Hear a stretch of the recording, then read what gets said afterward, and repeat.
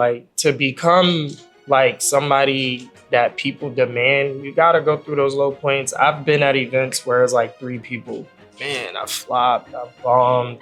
Then you're thinking about what the owner and the promoter gonna say about you. I had moments where I'll hear somebody that's hotter than me. And I'm be honest, I'll be like, as a competitor, I'm like, man, look at the reaction their song getting. And I'm getting none of that. And it used to take me out of the scene. Like I'll fall back and just go home and sit there and be like, what did I do wrong? It's on you what you do next. Like, because sometimes people don't take the chance and then another artist takes it and then you'll see that other artist and you're like, that's supposed to be me. And I'm like, bro, I told you to go. And I'm living proof. Like I didn't take a couple opportunities where somebody put me in the door. Not gonna say who the venue is, but it's one of Philly's premier venues. Yeah, based off of your Instagram, based off of your last few months, we don't do just hip hop DJs. Now I was like, time to rebrand, because that was like bucket list for me. So this one is called the Re-Up. This tour is definitely gonna solidify and put us where we're supposed to be. Definitely back with that mountain. Original video is this one. Mi mi mi mi è la moglie di Cappuccino assassino. Ballerina cappuccina. Ballerina cappuccina. Look at this guy. Ballerina cappuccina. Mi mi mi mi è la Okay. Well. Ballerina cappuccina. It's Garrick. He's ballerina cappuccina. Ballerini cappuccini.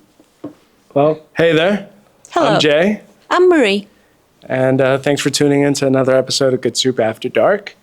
We're really excited to show you this episode, and we hope you like it. If you do, please like the video. Subscribe. Left a comment. Yes, please. More than 7 words, please. We'll really appreciate it. And yeah. And while you're here, we do want to put you on to our other channel, The Recipe Platform, on all platforms, YouTube, TikTok, and Instagram. It is a show where we interview artists and they break down the recipes to the songs you guys love. So they explain the lyrics, give a little backstory on it, and kind of just tell us what it means to them. So if we can get you on this channel, we do ask if you can check out our other channel. The full videos are great. The artists are amazing. And, they gave us their time, and they really showed us what the music's really made out of. So if you guys can take some time and check that out as well. And also put the like for a great, bright red background. Yeah, absolutely. And we hope you're going to enjoy this new episode of Good Soup After Dark.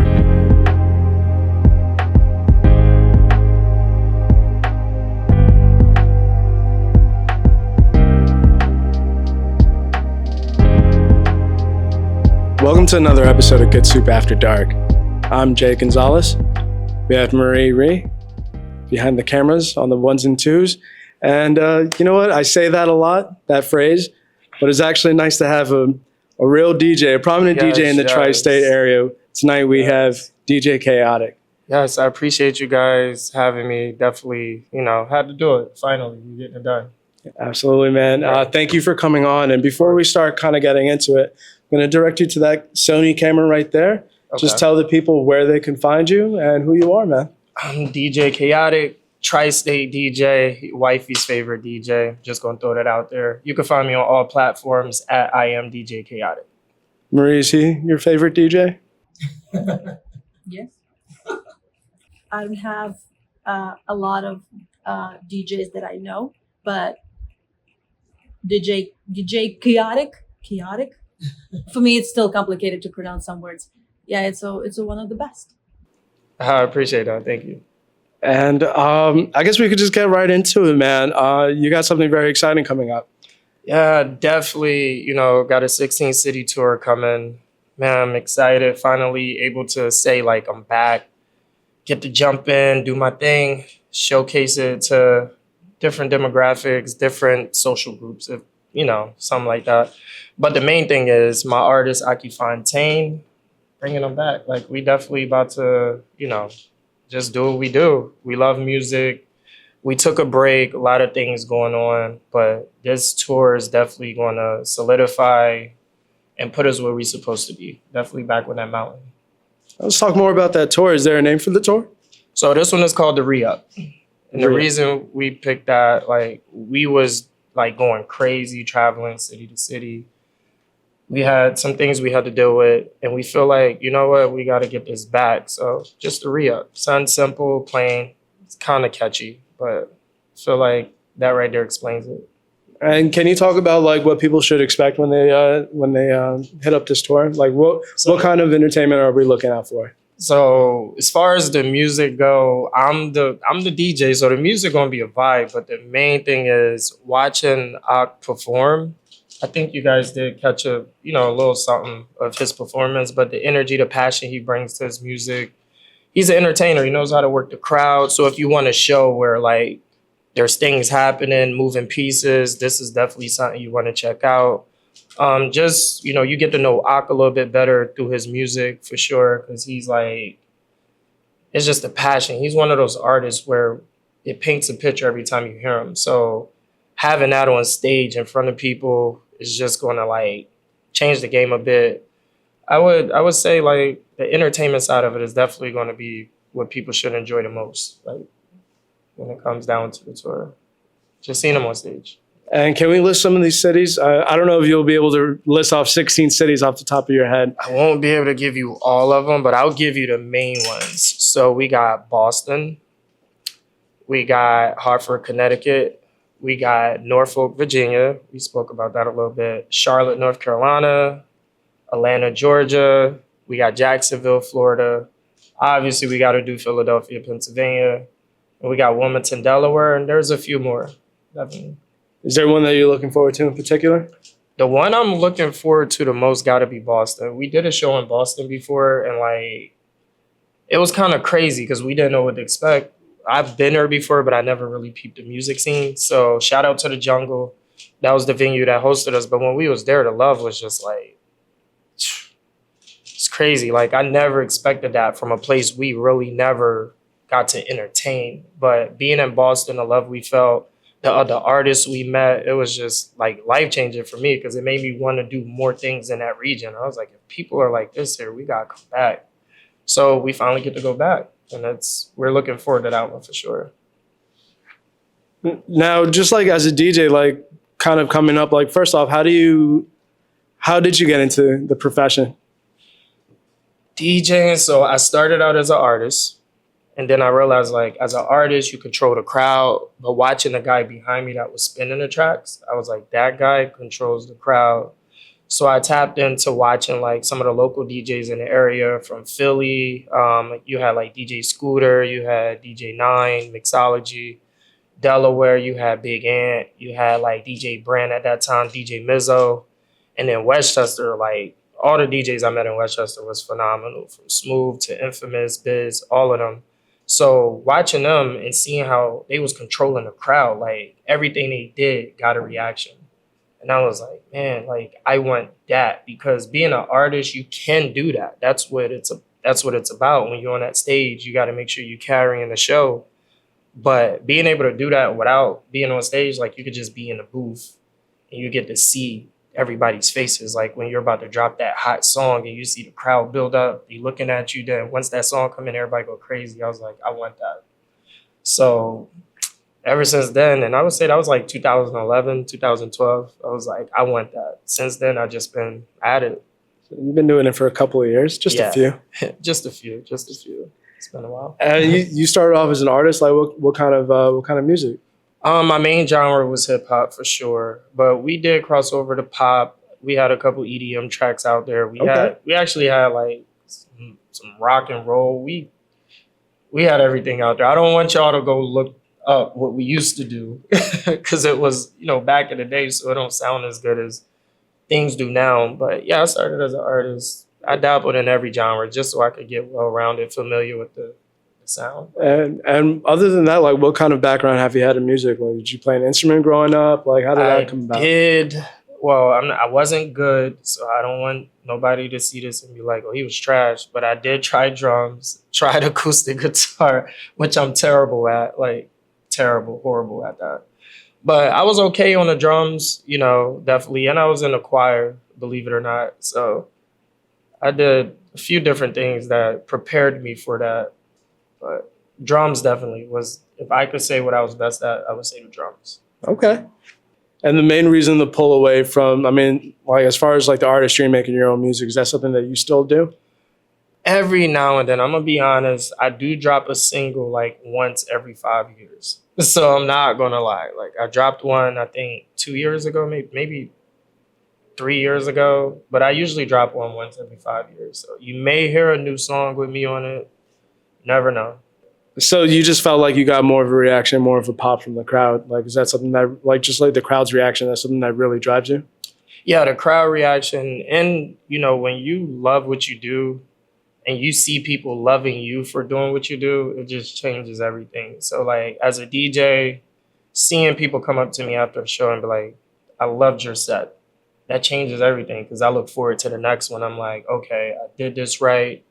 People they loving it. I'm watching those crowd pops, like you said. That reaction is everything. But it's those small groups of people that come to you after the show, and they just say, "This was amazing. This was awesome. This was that feeling is just like it's unexplainable. Honestly, it's like it's real or surreal. Like it makes you just want more. So I think that's what it is for me. Okay. And not to bring down the mood, but like just as artists, like with like what Maria and I do, and obviously with what you do, there's always those like high points that you always want to talk about. But can you explain what a rough night looks like as DJ Kaotic?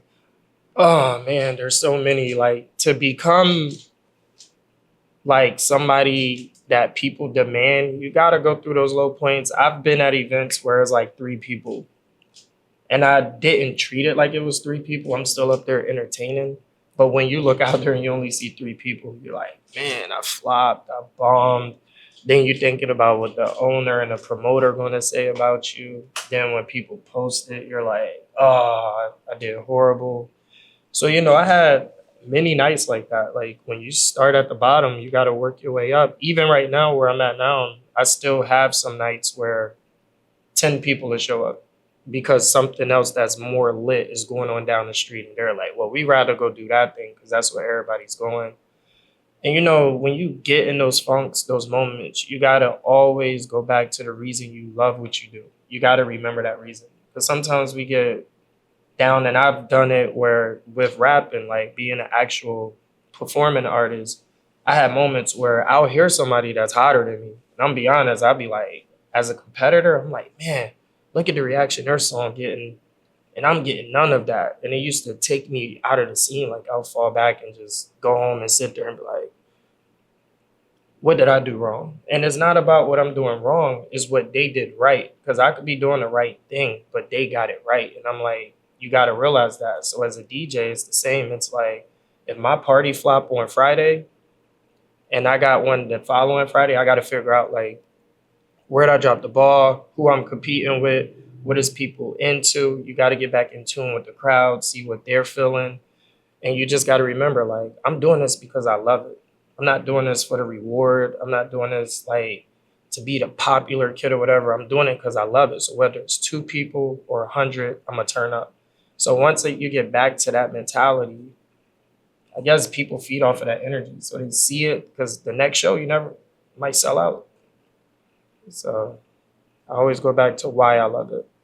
How long did it take you to get to that kind of understanding? And I'm kind of asking this from a personal space because I kind of doing what we do, like the podcasting and like the interviews. With this in particular, sometimes I'll see like other people's stuff and kind of just like feel that way about myself. Like, you know, you see my camera setup, right? Like it's not like the most sophisticated. It works for what we do.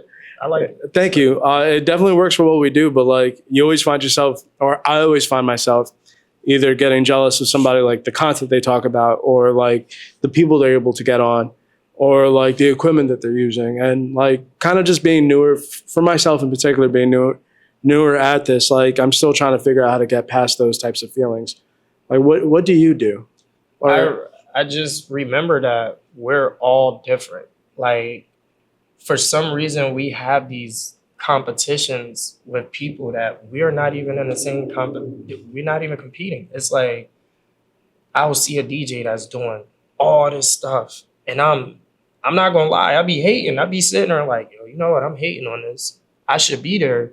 But then I gotta remember I'm running my own race. So it's like with what you guys doing, when you see other people doing it, you gotta remember you're you. Like your style isn't gonna be like theirs, and that's what's gonna make you stand out. Because you're not the only person that's looking at them like, I wanna do what they're doing. Other people saying that too, and they're gonna fall into that category. But if you keep doing your thing, you'll realize like the goal isn't to be them. The goal is to be the best version of you. So with me with DJing, I'd be like, why am I competing with that person? They don't know we're in a competition. They don't even know, sometimes they don't even know I exist. And I'm like, I gotta focus on how I can be the best version of me and do what they're doing, but do it my way. Like I wanna be able to have that, but I wanna earn it my way. So they want me, they rock with me, they see what I'm doing, they believe in it. And what you guys are doing, like, this is amazing. Like those people will come because they're gonna see it and they're gonna say their style is different.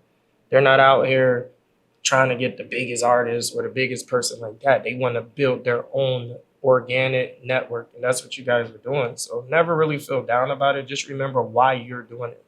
You're doing this for you. And so you can give people the platform, or so you can like accomplish whatever goals you guys are trying to accomplish. And once you get back to remembering, you're not in a competition. Like you're running your own race. Everything falls in order. It'll all fall for you. Definitely agree with that. I mean, also I had swimming pools full of cash money, but yeah, I mean, money is definitely, oh my God, it requires everything. Financial is just that you just gotta have it. I mean, but what you guys got right now, you could do a lot with. Trust me.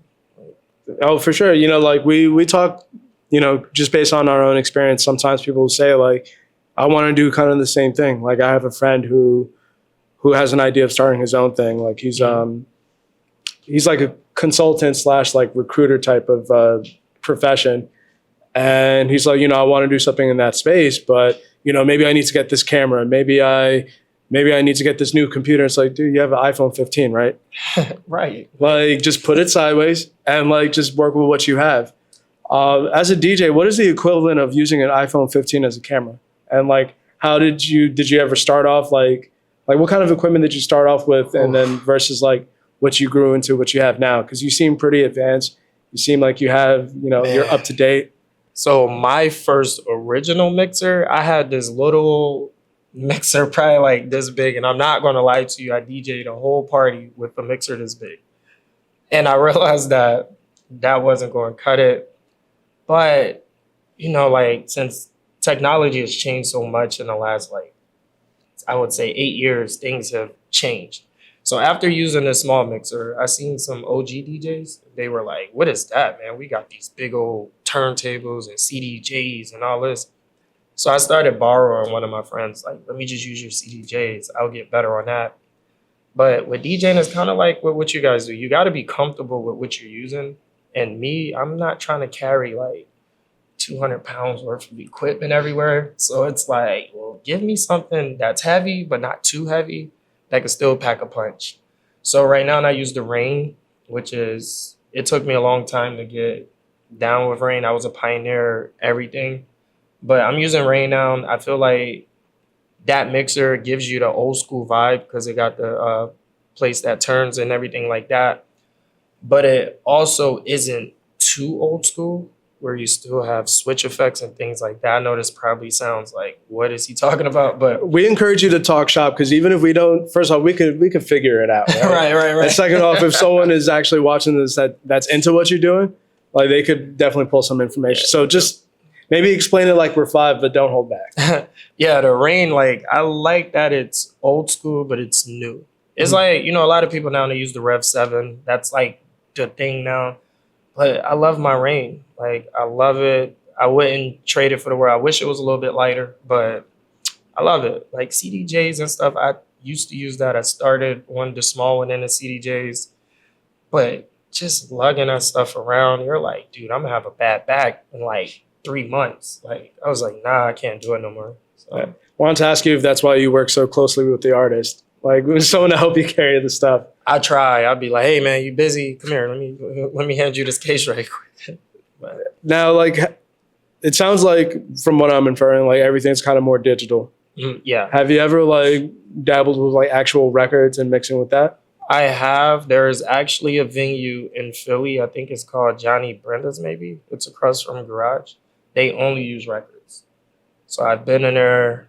I've like asked them, can I play on it? They was like, yeah, go ahead. You know what you're doing. I was like, no, but I'm going to figure it out. So I played on it. I mean, I like that vibe because it's very responsive. So like when you touch it, it responds. There's no delay. It's based off of your touch. But I hate it because it's like, what if I want to play something else? So it's like you gotta flip through and try to figure out what the next, like, yeah.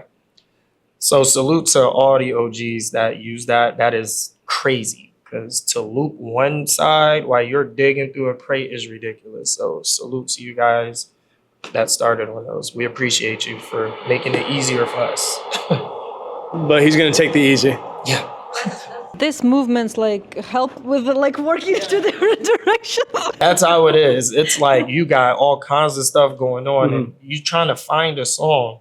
And not like the CDs, they only had like 1 or 3 songs on it. So by people playing the same thing over and over again, that's why if you look at 80s parties, it's the same song for like an hour. And they always wonder why. They're like, why are they still listening to that? It's just because they trying to figure out like, all right, this, I'm gonna put this one on. Nah, that ain't it. And they gotta pop it off, put it on there. It's intense, man. Like, salute to them. Salute. Like, I appreciate them for what they did. I can't do it. You just said the same song. Do you have the song request that you already really tired of? Most requested song is Bad. I'm not even gonna say song. Person is Bad Bunny. I get 100 Bad Bunny requests a night. I'm not even gonna lie to you. That guy is one popular artist. It's like no matter where I'm at, it could be a country party. Bad Bunny, Bad Bunny, Bad Bunny. I'm like, oh my God. He don't have that much songs. How many do you have requests? He has a lot of music, but it's like, at that point, you might as well just play his album. It's like, I'm gonna just push play on this 22 song album and I'm gonna just let it rock on because that's how it feels. He's that popular. He is that popular. It used to be Taylor Swift, Shake It Off. It used to be that, but Really? oh my gosh. That was my ringtone at one point. I'm a Swiftie, by the way. I'm just going to put that out there. But the most requested was Shake It Off by Taylor Swift. For a whole year, that's all people wanted to hear. It's just really danceable. Yeah, it's one of those, like, you shake it off. It's like, That's nice. And are you pretty good about taking requests? I hear different things from different people sometimes. so I am now, but I do have my moments. Like, recently I did a party. It was a 90s theme, but people was requesting, like, all new music. And I was like, you gotta be kidding me. It says on the flyer it's a 90s party, but they were like, no, you gotta play this new song that came out yesterday. And I'm like, dude, like, a lot of us don't even know it. We wanted 90s music. So I'm good with requests if it's like open format, there's no theme, it's just a bunch of vibes. But if it's a theme, I'm like, I hate requests. If it's a theme, I'm like, no. I'll say yeah, like I'll shake my head like this, and then I'll say, and that's it. I never play it. So like, I wonder if it's like anything like someone heckling, like, let's say a stand-up comedian, like they have a set, they have what they want to say, they have what they want to share. It's their art form. Like, how much time does it take to like, do you create a set list before you walk in? Is this something that you kind of like feel, or like, are you flexible? How does that work? So no disrespect to no DJs that see this. I do not pre-make any sets. I go based off of the crowd. I gotta see the crowd. Because when you pre-make a set, you're thinking of music that you think people want to hear. You're like, oh, this song is popular. I think they would like that. But when you're reading a crowd, you can tell what they like right there. So I never and I get yelled at about this because, they're like, dude, you're too far in your career. You got to be a little bit more lazy. I'm like, nah, like I love this, so I want to be in control of the vibe, and like I can't pre-make a set. I tried once and it didn't work for me. So yeah, I can't. Only weddings. Well, not even weddings. I can't even say weddings. Yeah, it's hard for me to It's hard. I feel like Okay. it's cheating. I'm like, you're cheating. You know exactly what songs blend with each other before you get to the party. Like I don't know. No disrespect to none of the DJs. I love you guys, but I just can't do it. I can't do it. And that's not like do you do that because you like the challenge of it? Do you find it challenging at this point to kind of go in and like make it a more organic mix with the crowd? Yeah, I think nowadays it's harder because of TikTok. I feel like now people they don't really go stream music like they used to. Mhm. I feel like whatever's popping on TikTok is where they get the vibe from. And I don't use TikTok. So it's like it's one of those things I'm like, okay, now I gotta figure out like what's really good. But then again, it's like you're a DJ. You know what people will like sometimes. And you can read the crowd. So if somebody liked the new TikTok song that sounds like Britney Spears, I'm gonna just play the Britney and remind them like, yo, Britney did it first. Gotcha. I try to like keep those tracks you don't really hear no more. Like when you go in a club right now, most likely you'll hear like that HTTOTO song. You know that song? One of the biggest songs of the recent memory. Yeah. And I'll hear that, then I'll just play what's that banana song? The BANANAS. I'll just play that. Gwen instead. Stefani? I'll just go to that one. Because I'm like, everybody noticed through Someone TikTok. sampled that song? No, but the style she used was kind of like what the whole spell it out, like the HOTTOGO, whatever. It's like, let me remind them about Gwen spelling this out. So I'll play that, and then people go crazier because they're like, oh my God, I remember this song.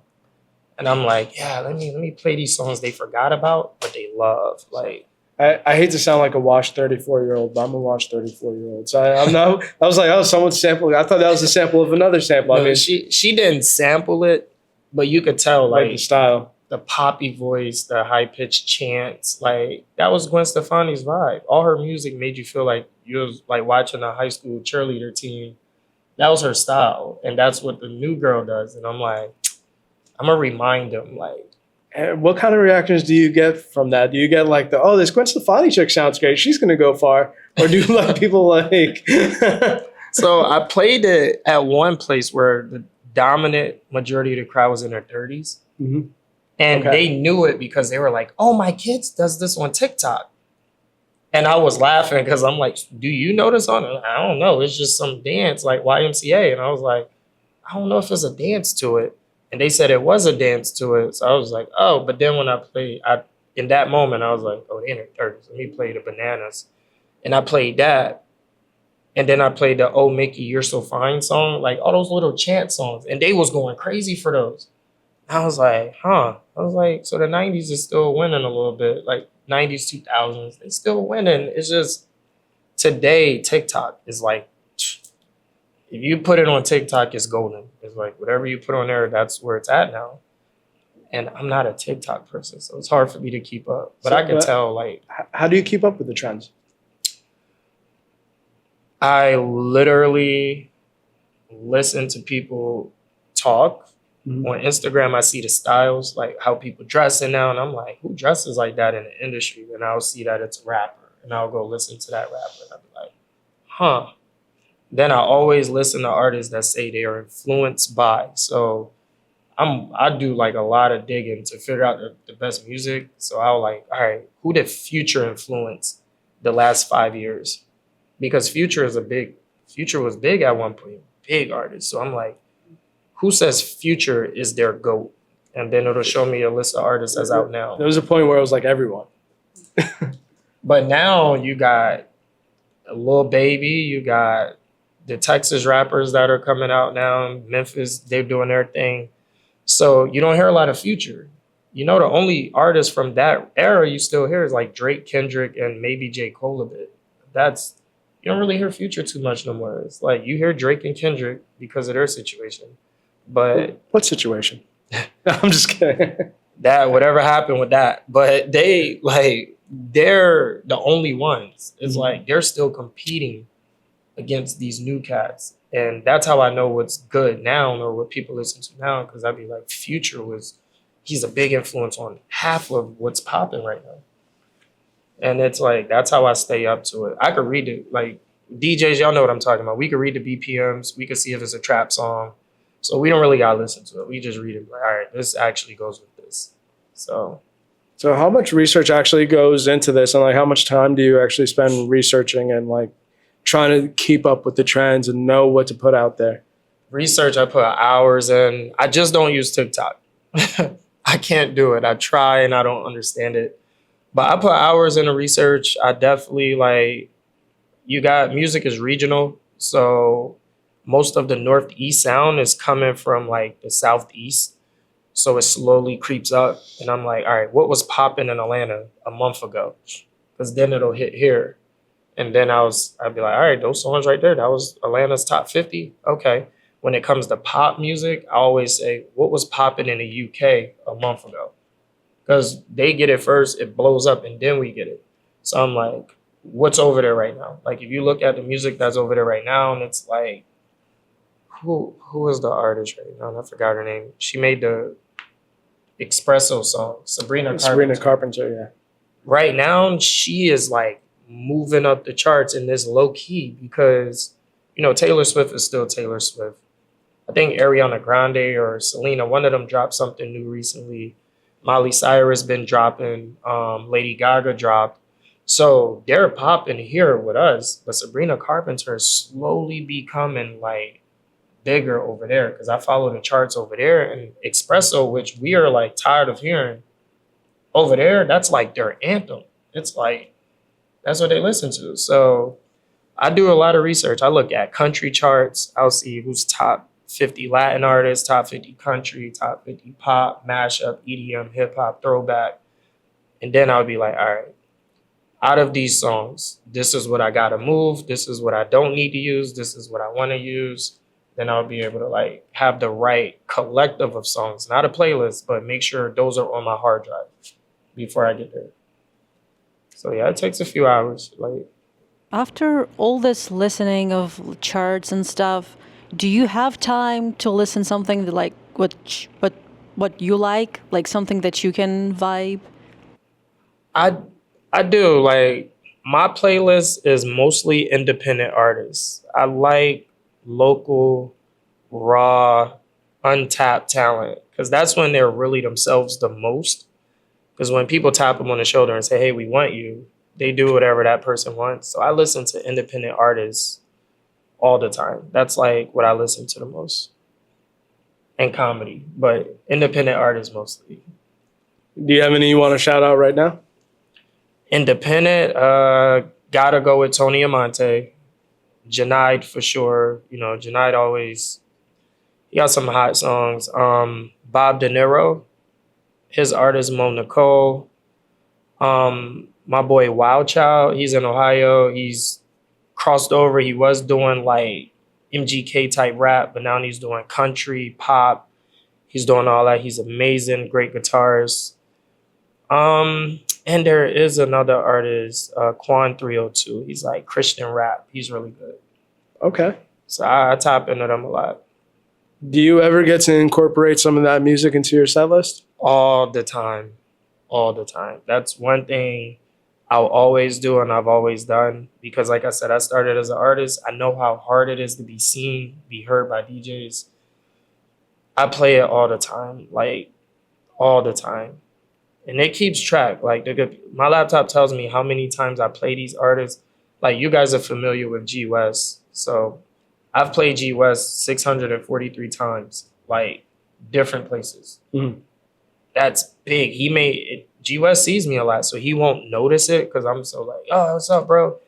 But when he go to different places, some of the radio stations know who he is that he never been. They'd be like, oh man, that's the kid that Kaotic put us on years ago.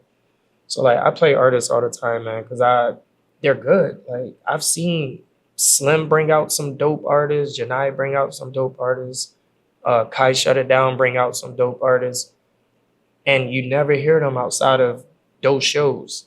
And I'd be so confused because I'm like, how are they not? G West is when he's, you know, he does this thing where he just starts singing live and overdo it. That's my boy. I love GUS, but that kid, there's no way. Like, he should be on the radio somewhere. He should be doing big things right now. There's no way he's not. It doesn't make sense. So I try to play independent artists as much as I can, especially with my platform, because I rub elbows with those industry people all the time. And I'm like, yo, listen to them. So. And how important, because we did discuss it, like, before we sat down for the pod, like, kind of how you try to do your part to help independent artists. And you do find yourself in these opportunities, like where you say you rub elbows, rub shoulders with these industry types. And, like, how important is it, and, like, what kind of impact have you seen from your work when it comes to, like, independent artists? Radio play. I've gotten so many people on the radio, like airways. Man, it's crazy. I've heard their songs and I'm like, dude, you just was on Power 106 LA. What? No way. I'm like, you just was on the radio in Miami. And I'm recording videos, posting it, showing them, like, it's just that the industry it's hard. It is. You got to be consistent. And a lot of times artists get so comfortable in one lane. Like, I feel like that throws it off. But my influence, I literally be like, once you're on that radio, that's when you got to, like, turn up. You got to show them, because they start watching. I'll post somebody on my story or tag them and get a DM from a DJ in New York. Yo, who this? We want to work with them. Yo, bro, such and such just hit me up. You got to be there. The only answer I should hear is yeah. Like, at that point, I'm like, you got to say yeah. Because to make it, you got to take chances. It's not going to happen like you got to take chances. Like, and when you get that opportunity, you have to take it. You can't, I know it sucks because everybody got personal lives. Everybody, like, work regular jobs sometimes, or they got something going on. But if I call and I'm like, you got to be there, it's on you what you do next. Like, because sometimes people don't take the chance and then another artist takes it and then you'll see that other artist and you're like, that's supposed to be me. And I'm like, bro, I told you to go. So. Have you seen that happen a lot, that particular situation? Yeah. In Atlanta, I was doing a lot of stuff in Atlanta. Shout out my boy A-List. Shout out Fresh. I was in Atlanta doing a lot of work down there with artists. And we had this other artist. I'm not going to drop their name. But we had another artist that was working closely with us, but they wasn't in the group. And, like, the group, I'm like, yo, we gotta go. We gotta do this. But personal lives start. And even with me, my personal life was like, no. And I'm like, nah, we gotta do this. And we didn't. But that artist that was watching us took that opportunity. Right now, I can say they got a gold album that's out. They're on every radio station, music with Future, the Migos, selling out shows. Shout out to them. But you gotta take those opportunities. And I'm living proof. Like, I didn't take a couple opportunities where somebody put me in the door. And I just sat back and was like, nah, it's cool. Like, I'll get it. And now I'm like, man, I should have did that. Like, it happens. How does that influence your current and future decisions? It taught me so much. I learned so much by missing out on things, like the mistakes, because it's a trial and error. Entertainment is all trial and error. It's just that when you, like I said, I don't give up on it because I love it, but it influenced me because now I know what keywords to look out for. I know what's real and what's not. Because, you know, like, sometimes a promoter will call you and be like, yo, give me $500 and I'll put you on stage with this person. Mm-hmm. No. Now, if iHeartMedia calls you and say, yo, we want you to perform here, but you got to be professional. We want to meet your publicist. We want to meet your this, your that, and all of that. You know it's legit because you know what they're asking for. At a time, I didn't take that serious. I took the give me $500, I could do this for you right now serious instead of the publicist, manager, we need this, we need a booking agent. When I should have took that serious. So now I'm way more professional. I pay more attention to what people got going on just as much as what I got going on. Because you want to make sure if you meet somebody that you know something about the people you're meeting. Because a lot of times we look at Instagram followers or something like that, and it's like, bro, no, that's not the real them. We need to see them in person. And I tell like this tour that we're going on, it's all on us. I said, we're not going to team up with a lot of promoters. We're not going to do none of that no more because we tried that before. I'm like, people take your money and just bounce. I'm like, nah, we being smarter. We know we got to get there a day early. We know that we're going to move flyers. We know that we got hard tickets and we got ticket links online. We know that it's on us. And that taught me that, like, be ready. Like, you always got to be ready to do the work yourself just in case. And that right there is missing out on those opportunities in the past. I had no choice but to do the work myself. And that taught me, like, yo, if that fall through, do the work yourself. Don't do no try to do it quick, because sometimes that $500 you could perform for Bad Bunny. I'll use that as an example. Most people are going to be like, $500 for Bad Bunny, I'm down. And you give them $500 and you're just sitting there and there's like 50 artists on there. And by the time you perform, nobody even cares no more because they're like, we over this. So we made those mistakes in the past to choose that quick way instead of like the real conversations where we had iHeartMedia reach out to us. We had, I forgot the name of the label. Logic was signed to them. I forgot the name of their label. We had people like that reach out to us. And we was like, nah, that seems like hard work. When we could just give him $500 and we could get right to it. So yeah, my failures have definitely been my biggest motivations, definitely, when it comes to it. And I just hope artists see that, like, understand it, embrace it, don't give up because of it, embrace it, and learn the game, like learn the business side of it. The art is only 10%. I never believed it until I got to where I was. And let Bad Bunny seek you out. Yeah, you want Bad Bunny to call you, not no a promoter that don't even know who Bad Bunny is. So yeah, it's been a journey, man. It's definitely been a journey.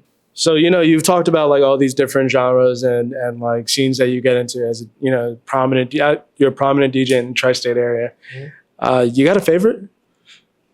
Gotta admit, when you see me, you would think it's hip hop, but I gotta say, Top 40 that's my go-to, man. I love it. I love me some EDM. Actually, is probably one of my favorite genres. Okay, but being able to play Top 40, you know, like not just straight hip hop, it's definitely the direction I prefer. That's the way I'm leaning, like trying to rebrand. You know, a lot of people see me now, and I've done a lot of hip hop shows lately, especially in Delaware. A lot of people see me and they're like, oh, you're a hip hop DJ. And I'm like, no, I play everything, but I love EDM. And they're like, no, you're the hip hop DJ. No. So trying to rebrand myself, because that opens a different door. Mm-hmm. And it's not, shout out to people that's been rocking with me. It's not selling out, because I know like some people see that and they be like, oh, that's selling out, man. You got to stay with this lane. I'm like, no, when you're an artist, you respect all art. So it's not about staying in one lane. It's about broadening the horizon, open different doors. Because Top 40, EDM, that vibe, that crowd. You've been to a music festival before? You ever? Well, like Advanced Warped Tour when I was like 18. But like those vibes, you can't really match it. Right, it's like, right. Dude, this is crazy. So the rebrand definitely want a lot of the venues I work with, especially in Philly. Shout out to all the venues that I'm cool with, all the owners. Definitely want to rebrand, because I know like even talking to them, a lot of times they look at me as this hip hop only DJ. And I got to stray away from that, because I'm like, I can do hip hop. That's, you know what I mean? That's second nature. But I'm like, I'm also great at these other things. So yeah, just getting back into that whole collegian type vibe, you know, the party crowd, party rockers, fist pump, shots and all that, you know, that energy, man. I miss that. So definitely in the middle of a rebrand. I'm glad that, you know, I found the beauty in one of my personal issues I was going through that actually helped trigger my rebrand. Like I did have surgery, had to slow down a lot. So because of that, you know, I sat down. I couldn't do nothing. It made me think, because I'm like, all these people hitting me up for shows. Like, I'll get 10 emails about a show. Out of the 10, 7 are hip hop. and 3 are something different. And I'm like, I don't want to just be known as that. I'm like, because, I got fans that don't even listen to rap music. So I'm like, I want them to understand, like, I'm not just this. I'm that, and that. So instead of me just indicating one genre, top 40.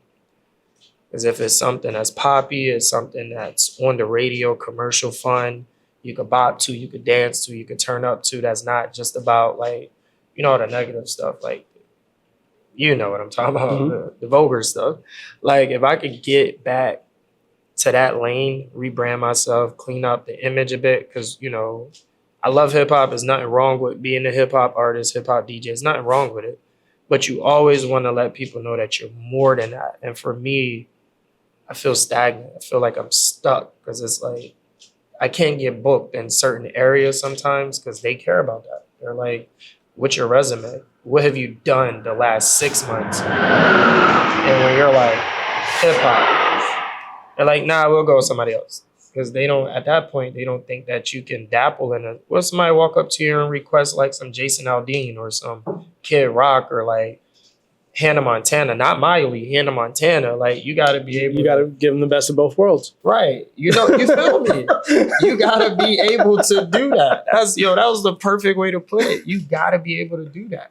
But when people just see you and they just like, everywhere you at is just hood. And I love shout out to the hood. I love y'all. You know what I mean? I love it. But I was like, I want to rebrand so I could get back to having that clean image, collision vibe, still do my hip hop stuff, but I don't want to just be considered a hip hop DJ. It's got to rebrand myself again because I didn't start out that way. Like, I was doing hip hop parties, but I was DJing a lot of college parties.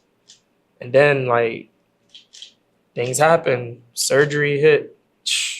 It was like, yo, I got to rebrand myself because I'm reading these emails.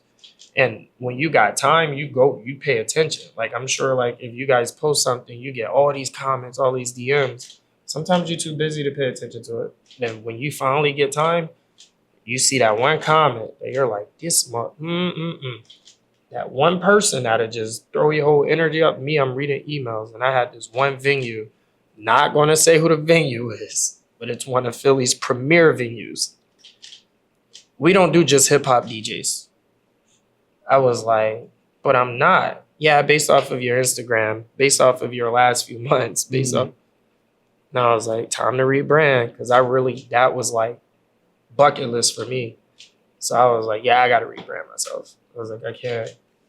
Was that hard to get into that mind frame emotionally? Because you mentioned that like some people may feel like you're selling out. Yeah, it's tough. It's tough. Like, entertainment is hard. Emotionally, it took me time because like I love hip hop. I'm literally a product of hip hop. So it's like, when people see me, they're like, bro, hip hop, hip hop, hip hop. And I get it. But I'm like, when it comes to art, like, that's why Lil Wayne, one of my favorite rappers. When it comes to rap, even though Lil Wayne is a hip hop artist, Wayne has been on every type of song you could think of.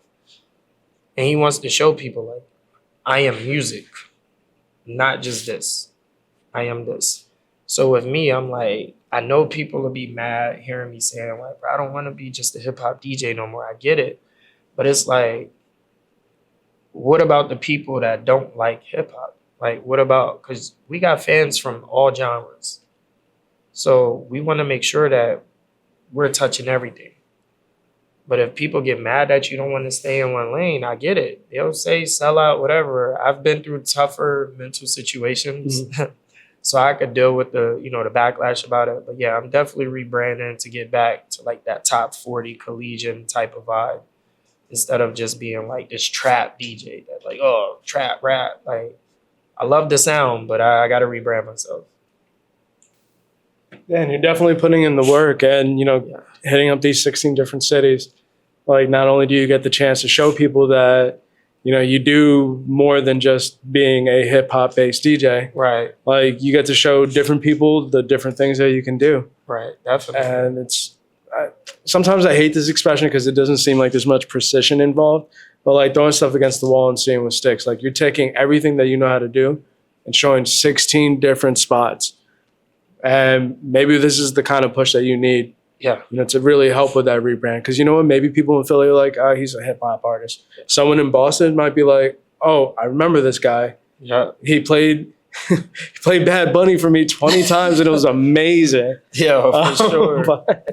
But that's how it be like that, man. It's like Philly, Philly's one of my favorite cities. I've been around the country.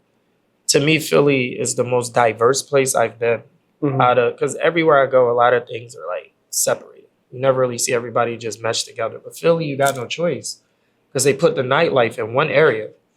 I mean, you got clubs outside of Center City, but all the stuff that most people come to enjoy about Philly is all in one area.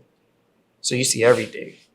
And that's, for me, I'm originally from South Carolina, dude. Like, population of where I grew up, probably like 1,200 people, 1,500 people.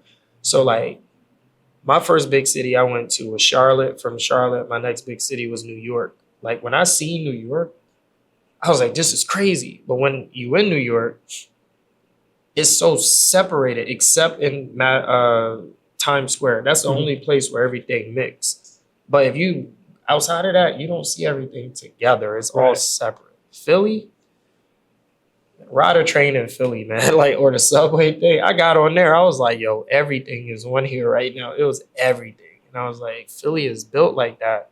So like when people meet me in Philly from the entertainment side and they just tell me like, oh, you're a hip hop DJ, I'd be like, dang. And that's all they think I do. Like, and I'm like, I love y'all because it's so many different outlets, so much diversity. But when they see me as an entertainer, hip hop, and I'm like, I guess, you just take the L at that point. But that's why. And maybe that's what they see you as here. But again, 16 city tour. 16 cities, man. I'm ready. I'm excited. 16 different chances to rebrand yourself. That's a great way to put it. I'm going to be exhausted. There's going to be a lot of be tired out there. But definitely going to show people, not just me, like because Ock's from Delaware, so we definitely going to make sure people know where Delaware is now. Last time, they thought it was an island. It's the first state in the union. But people aren't, man. We was in Grand Rapids. Yo, where you from? Delaware. They looked at him. They was like, where's that? I was like, dude, 9 hours from here. It's over there by Philly. Oh, Delaware's in Philly. Don't get me wrong, because they got a Philadelphia, Ohio. They got a Delaware, Ohio. And they got a Philadelphia, New York. So, when I said Delaware again, they said, oh, that's Ohio. We know where that is. And I'm like, no, Delaware, the state. It was like, Delaware's, people was Googling this, bro. Oh, yeah. Ock sitting there like, yo, I'm like, man, because he's a Delaware artist, but, everybody loved him everywhere we went. Last time we back to back it last time. We was on that bus, city, back to back. This time I was like, we're going to sleep. Last time we didn't sleep. This time I was like, we're going to sleep. But hopefully the rebrand can be a part of this. Definitely want Ock to be able to get back out there as well. Because like I said, dealing with personal stuff across the board with all of us, it's just been a hiccup. Is bump in the road. We're mentally, we had to restructure everything mentally, get our feeling back to it. Because, you can fall out of love with music like this. So we had to get that love back. And I think this time around, we're going to make the most of it. It's a bright side for me, him, all parties involved. It's definitely a bright side. So we ready, definitely. Is there anything, last thing you want to touch on before we start closing this out? Just you guys, man. What's next? Oh, what's next with us? What's next? Well, never been interviewed on my own show. Gotta give me a couple. This is my question time. I get to ask a couple. You know what? Maybe we can make this. Let's do this. The DJ Kaotic corner. Let's question corner. Not exactly alliteration, but maybe we'll just put a bunch of K's. DJ Kaotic question corner. What do you have for us, man? What's next for you guys? So I see you guys in motion helping out. And I know you touched on me helping out artists, but you guys are actually helping out big time, whether you see that or not. You're putting a light on people that normally wouldn't be seen. So now that you have been doing that, what's next for you guys? I think just really refining the process right now. Like, of course, we want to be a business. We want to be able to do this in a way where we can live off of this. But right now, it's just really just concentrating and refining the process for the content that we're making. Just realized today we uploaded our 25th episode. Congrats. That's big. Yeah, no, That's big. like 25 is a quarter of 100. That's good. So like that's kind of how I'm looking at it. I mean, it might sound a little silly, but like 25 different episodes. I think 22 or 23 different guests that we put up so far. And just recently, like in January, we started the recipe, which is we're always talking about that now. That's kind of like our passion project, like our little baby right now. Okay. It's a great way for us to like meet different artists in a different way. And it's just another way for artists to really just kind of just be able to really talk about themselves. Like we like to do the long form kind of question and discussion podcast. But not a lot of people are like ready for that or like at that point. But what we're really finding, and Maria, I think you could agree with this, that like if there's one thing that an artist can really talk about like nonstop is Their art. it's their art. Yeah. You know? Like it's like sometimes you'll see people light up in a different way when you just make it like about that. And it's a platform that we've been building, the recipe. It kind of goes along with the whole good soup motif, you know, like food. I like that. We kind of pitch it as like, you know, you're sharing the recipe and the ingredients to like what makes your song hot and fresh, right? Definitely inspired by things that we've seen in the past. But I think what really separates this is that, you know, we would love to get in touch with this with like bigger artists for sure, like some of these other platforms you see. But right now we're really trying to make it for the artist by artist. So we're not like asking people for a bunch of money to be on our platform. Like, and it's no knocking anyone that charges people to be on their platform like that. Like at the end of the day, it's a business. Right. But I think our objective with it is to kind of find a way to pass the cost on to like either like a sponsorship, whether it's like a local business, or like if we could really grow the YouTube channel and kind of make money off of the ad revenue. But we want to be able to like curate good artists that may or may not have that reach. Like, don't get me wrong, it'd be great if they had that reach and definitely help boost the platform. But like, you know, you come across all these different artists with all these different stories. Right. We started doing monthly shoots, and like this last one was really great. We got another one coming up next Saturday. Okay. So it's just kind of refining the process for the podcast and really trying to grow the recipe to be into something as well. Maria, you got something to add to that? Yeah, it's like you said. There's lots of artists, local artists around us that nobody knows except like a little circle, like their friends and maybe people who comes to the shows, like open mics and stuff. And it's really interesting for me personally, create something and let people know that this artist in your city and they do like this songs, listen their lyrics. Sometimes it's really deep and you hear what's behind it. It's a poetry. Yeah, it's some poetry more like singable, danceable, some more like straight talking. It's like rap, straight talking to your brain, this, and this. And most of them write it down the songs about day-by-day life, what they're dealing with. And that's much more, for me personally, interesting than listen the same songs about, I don't know, I have money, I have bitches, and they around me dancing, and I have more. It's like, yeah, but it's not even close the life we're living. Right? And when you hear this people who's around you, and they create it, and I don't know, I believe it's such a great thing that we can make the space for them to be heard scene, and I hope we became more popular if we push them and they became more popular. You know what I mean? Like, they became popular, we became popular because we like show people this artist. Like, look, and they became popular, and then we feel good, and we feel popular in a way like other people wants to come to us because they feel like, oh, if I go on this platform, I can talk about my art, and maybe I found my crowd who want to listen to my songs. So, like you said, you listen to these songs, you put their songs in your playlist, you already do the big thing. All the time. And then, Marie, I guess I'll kind of follow that up. You're almost 3 years in America now. Oh, yeah. And kind of getting into this work. Like, I don't want to speak for you, like, but how much of this has been like a crash course into like American culture for you? Like, immersing yourself in like, you know, like with the musicians, the different artists, like we deal with all like authors, painters. We tend to interview like a wide spectrum of people. And like, how has that been for you? Like, kind of, like, how does that help you embrace or like immerse yourself in American culture?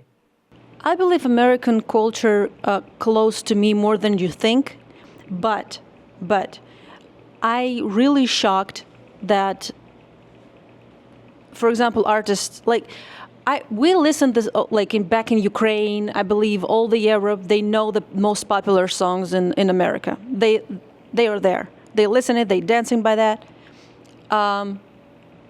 So movies, everything, it comes from America. So we have understanding.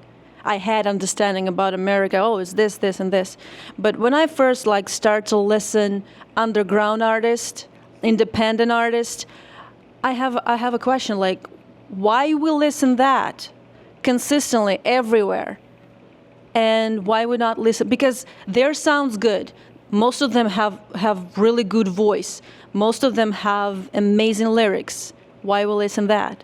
Why we back in Ukraine don't hear these songs? Because we can make these people popular just because that's great. But also, most of Ukrainians don't speak English.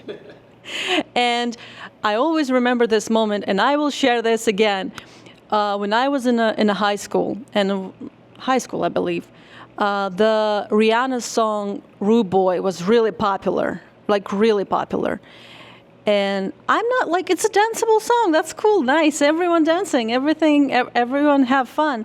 And now when I know what is the song about and how it's, for who this song was made, and I remember second grade girls dancing by this song, and I'm like, nope.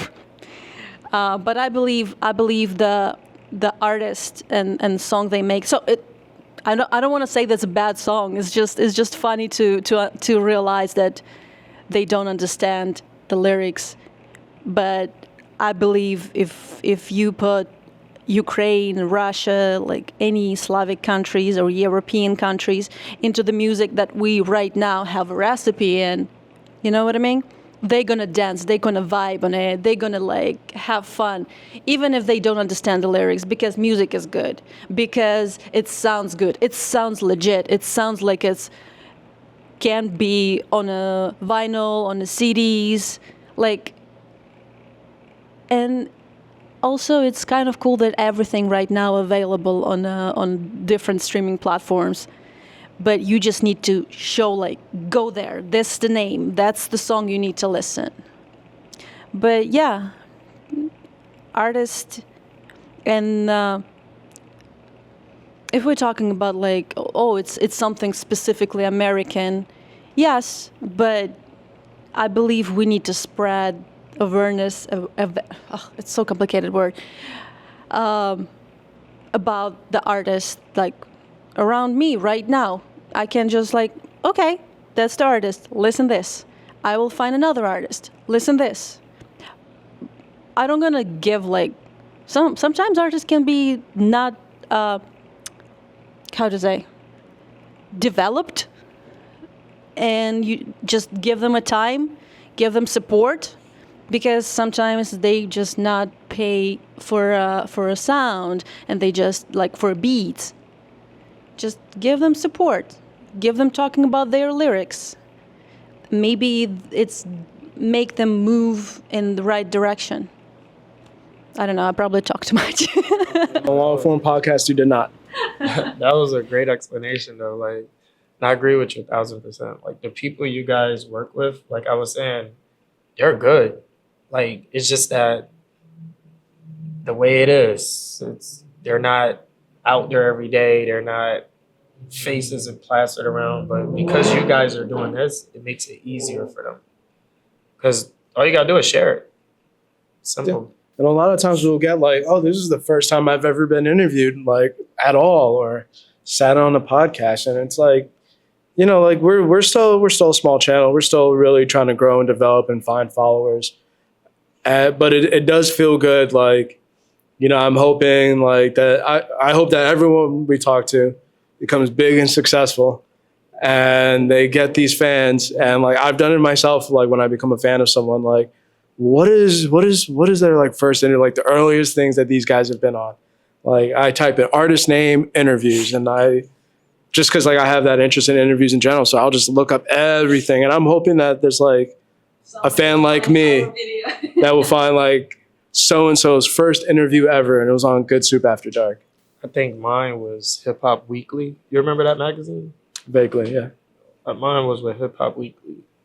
They interviewed me and I had no idea. I was just sitting there like, I was like, what's going on? Like, I was tipsy. But yeah, like, I think that's good though, because, you know, based off of what you said is next, like focusing on the recipe, things of that nature, artists are going to appreciate this more because, and I know you said you're going to step away from the shows not as much. Right. Yeah. Try to slow down on that to hone in on artists are going to appreciate this. Like they're going to remember this.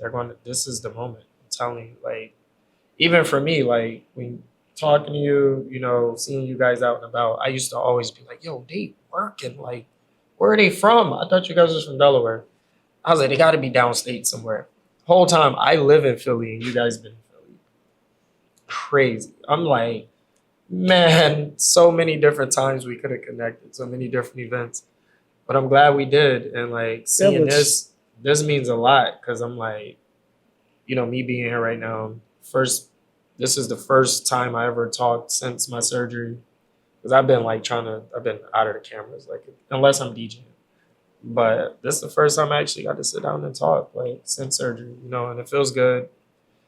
And a lot of people that rock with me, they'll appreciate this. They probably will call you and be like, well, when can we get on there? But well, follow us at goodsoup_prod on all platforms. Check the link in the bio. There's an interest form. Oh, for real? Yeah. There we go. Same thing with the recipe. There's an interest form on there if you're interested as well. That's the recipe platform on all platforms. I like that. DJ Kaotic, this has been anything but chaotic. I know. And we really appreciate you being on here. Thank you guys, man. Before we sign off, just let the people know where to find you again. Yeah, all platforms at I am DJ Kaotic, everywhere. Appreciate you guys having me. Definitely amazing. I love what y'all doing. Never stop. Never. Thank you. That being said, picture time. Yeah, and I believe if you want to be a star, you need to act like a star. And I don't mean like you must be rude to people and like throwing stuff. No, you just learn to give the interview, work hard, and whatever you put around yourself, how you like make your life feels like, you became a star. Picture time. Stay right there.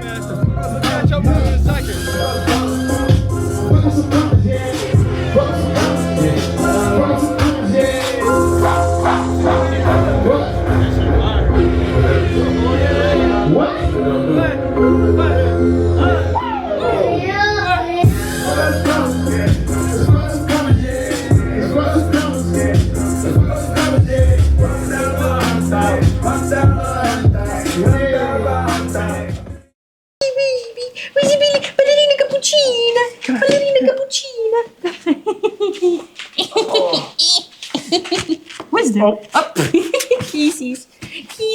Hello, I am Derek. Please Please like, comment, and subscribe. You want to say something? Please like, comment, and subscribe. I need more dog treats, more bones, more treats. Bye.